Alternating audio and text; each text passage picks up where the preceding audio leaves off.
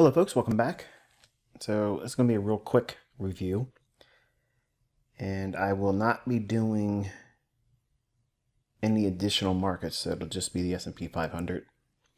But before you watch this video, it's very important that you go back and watch the video prior to this one. So we're on July 19th, 2022. There is a video dated July 18th, 2022. It's a market review. I cover certain aspects about other things, but I want you to go back and listen to the S&P 500 analysis, so that way everything is more meaningful to you, and otherwise it's going to be very lackluster in terms of what you get here. It'll seem too much like hindsight. I want to state this in advance, that way everyone knows before the video concludes, and I'll remind you at the end. Usually I don't want any kind of praise, and that's not what I'm asking for here, folks. But in this particular video, I would appreciate if you were among the students that watched the video from yesterday or last night about today's analysis and delivery of price in the S&P 500. If you watched it last night and you watched real time my tweets and analysis on Twitter, if you watched that this morning live and followed throughout the day everything I analyzed and drew special attention to, and what levels I was calling and where it should reach for next and such. If you watched that and saw it live, I would appreciate it if you could just comment that in the comments below. And the reason why I'm asking is, it's many times people say, look, you know, why is he always trying to prove? Why is he trying to prove all the time? There's a specific young lady that is watching the videos here, and she doesn't have the ability to have Twitter and live updates. She can't see that. So she was told by people that don't like me or want to try to discredit me that I delete my tweets and I hide missed calls and things that I get wrong. I have never deleted a tweet. All my tweets are there, and anyone that is following along, if you've ever seen a tweet come up showing something or saying something that was incorrect or didn't happen and I swept it under the rug, something to that effect, please say so down below, okay?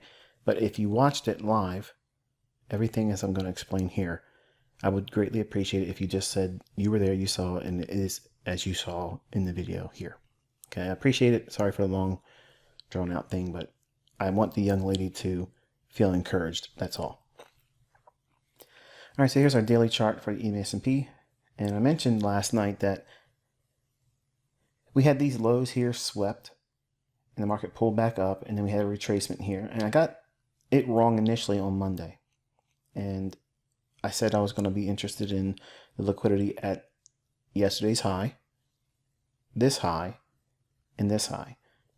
There's where the buy side liquidity pools were. And I felt that it was more likely to go there for the purposes of bias, because we've already taken sell side out here and we pull back into the range. So it's likely to trade to here and here.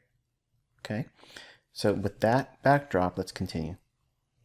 Here's the hourly chart, and we drop down into a discount relative to the low and high. No imbalance in here. I was watching to see if we make an attempt to go down below these relative equal lows. We didn't need to do that. That's fine. I mentioned that we would look for liquidity here, here, and here. One-sided. I did not look for lower prices. I didn't call it lower. I was taking your attention to higher, going to buy side. I gave you the very specific levels to reach for and where price would like to reprice to. As you can see, the market has traded up into the highest one, 39.50, the second one, 39.22, and 39.09.5, which was this one here. Okay. We're going to dig into this a little bit more. 15-minute time frame. We had the market drop down yesterday. It consolidated, create relative equal lows.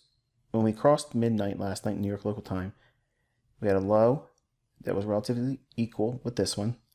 Small little rally up. We don't chase that. We want to see it drop down.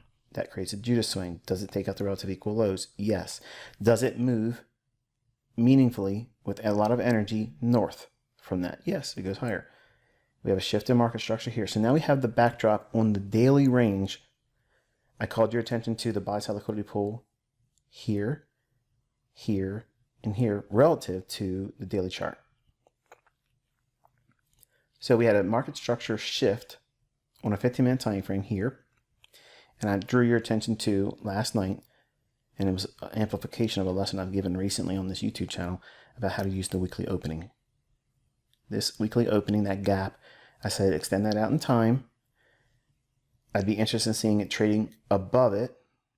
And I said this last night before this price movement here even occurred.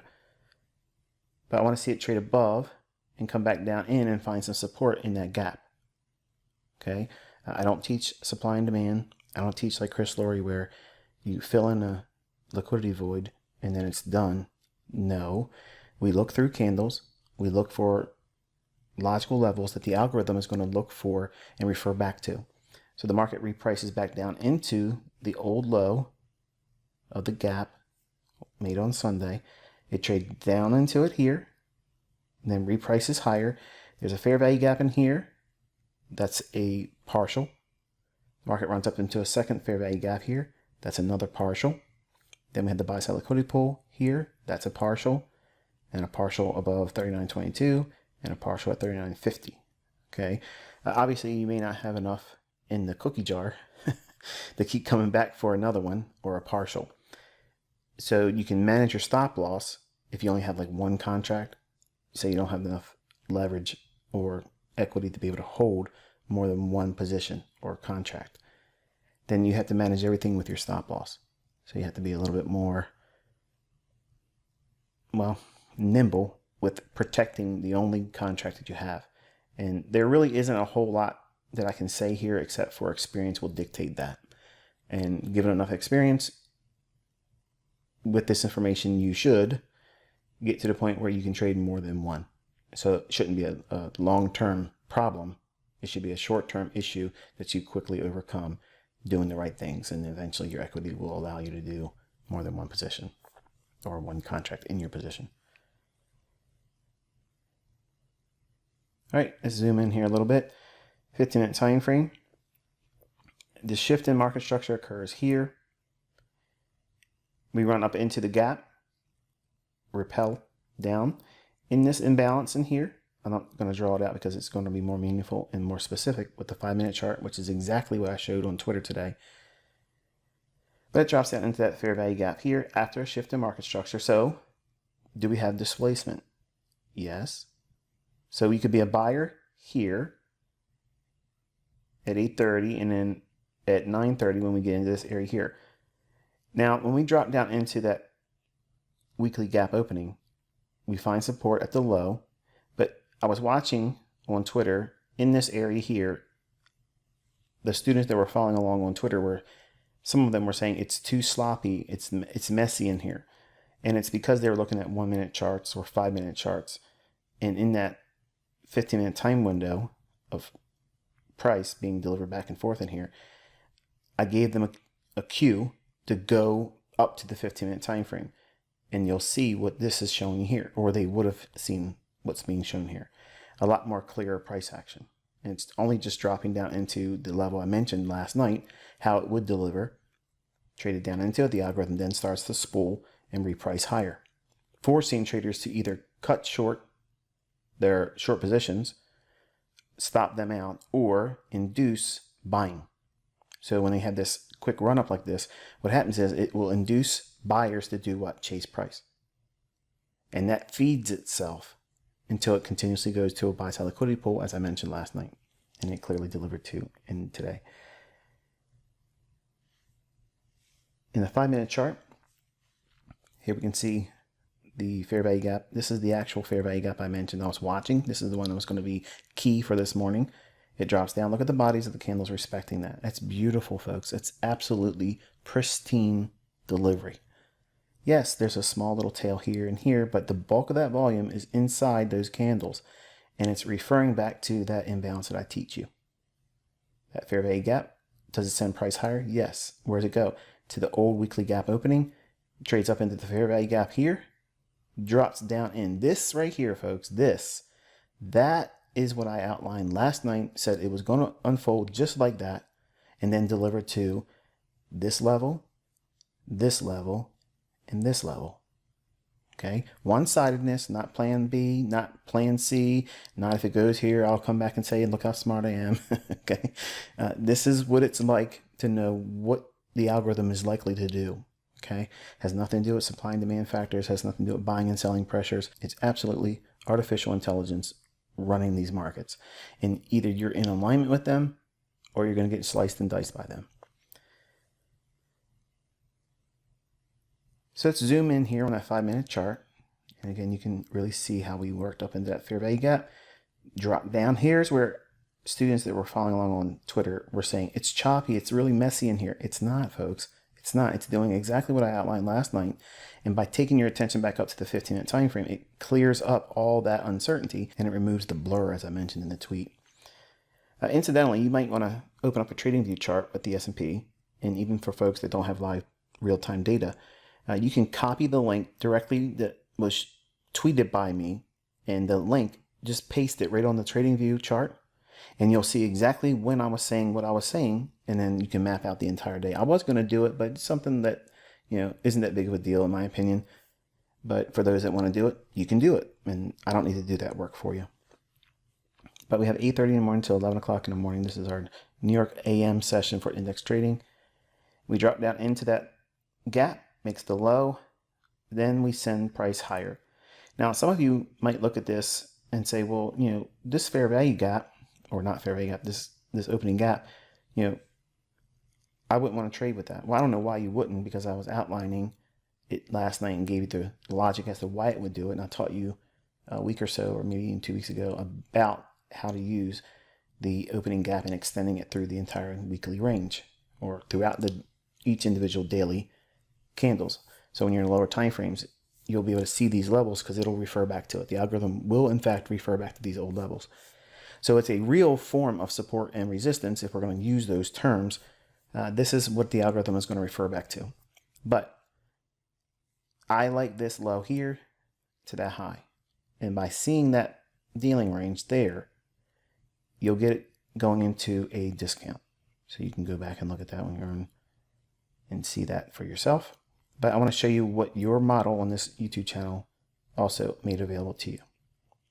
If we strip everything I gave by way of the analysis that I shared on Twitter and went through painstakingly throughout the day, this is what you're used to seeing.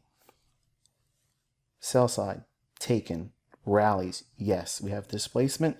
We drop down one more time, and then we enter the 9:30 opening. Okay. The market does what? Drops down, takes sell side out. Then it does what? Takes out the short-term high. Is there displacement? Yes. So there's a shift in market structure. What does it create here? Fair value gap. This is your buy. That right there is your model entry based on what I teach you on this YouTube channel with the 2022 ICT mentorship, free mentorship. So that fair value gap is your entry there, and off to the races it goes. All right, and here's the 15-minute time frame. You can see all the business here.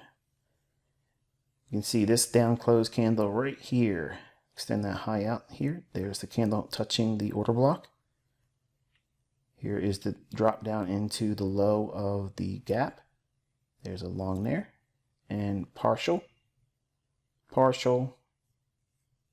on this run above the fair value gap and above short-term high. And then we have the 39.09 3/4 level. I mentioned that right there was my next objective. There it is, hitting that level. And here is the 39.22 level. It runs above that. And then we have 39.50 level nailed handsomely. So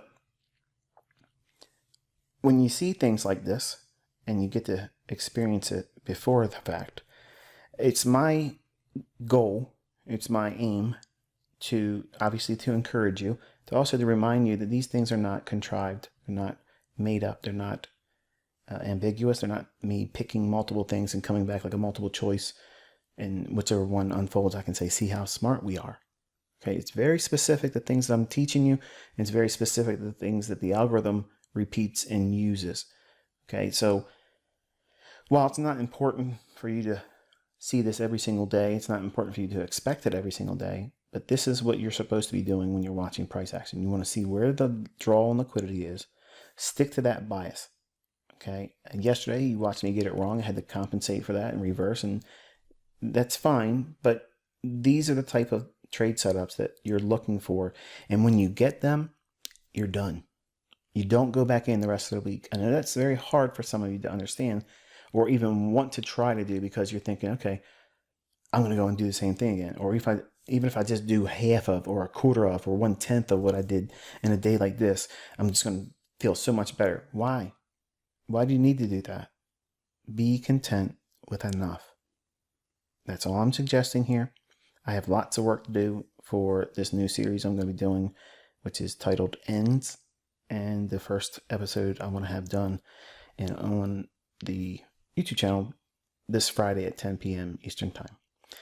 So that's going to be it for this one. I will obviously chit chat with you on Twitter, and if there's anything I can comment on tomorrow in a short little review, I'll try to do that as well. But that's going to be it for this one, and hopefully you found this one insightful. If you would please, if you've been a witness of last night's analysis before the fact of today's trading, and you watch me outline it step by step throughout the day on Twitter, I appreciate a comment down below just saying you saw it happened as I explained it here. And that'll be very much appreciated. And until next time, be safe.